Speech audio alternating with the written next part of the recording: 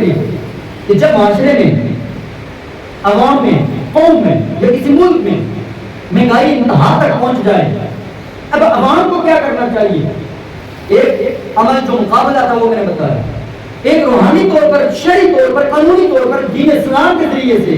فرمایا فذکر الموت، لوگوں کو اپنی موت کو کثرت سے یاد کرنا چاہیے۔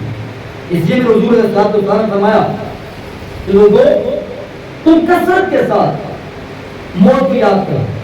کیوں؟ فرمایا کہ حاضم اللذات،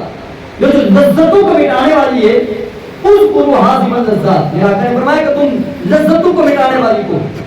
یاد کیا کرو۔ جب ہم موت کو یاد کرتے ہیں، اس موت کی فکر میں آپ فرماتے ہیں فَإِنَّهُ تَذْهَبُ عَنْكَ ہَمَّ الْغَلَا، یہ جتنے بھی تمہیں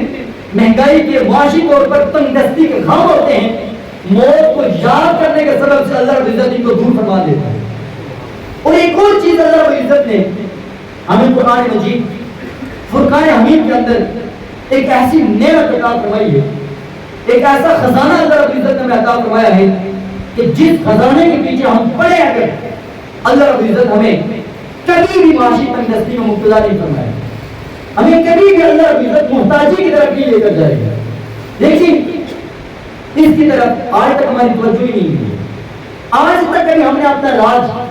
کرنے کے لیے اس طرف کبھی غور و فکر نہیں کیا کہ اس بیماری کا علاج محمد عربی صلی اللہ علیہ وسلم کی زبان سے ہمیں کیا ملا ہے۔ تو میرے مصطفیٰ کریم علیہ السلام نے فرمایا، حضرت عبداللہ بن مسعود رضی اللہ تعالیٰ عنہ روایت کے راوی ہیں، قال رسول اللہ صلی اللہ علیہ وسلم من قرأ سورۃ الواقعہ فی کل لیلۃ لم تصبہ فاقۃ ابدا، میرے کملی والے آقا فرماتے ہیں جس بندہ مومن نے ہر رات میں سورہ واقعہ کی تلاوت کی ہے، اللہ رب العزت اس کی زندگی میں کبھی فاقے میں مبتلا نہیں فرمائے گا۔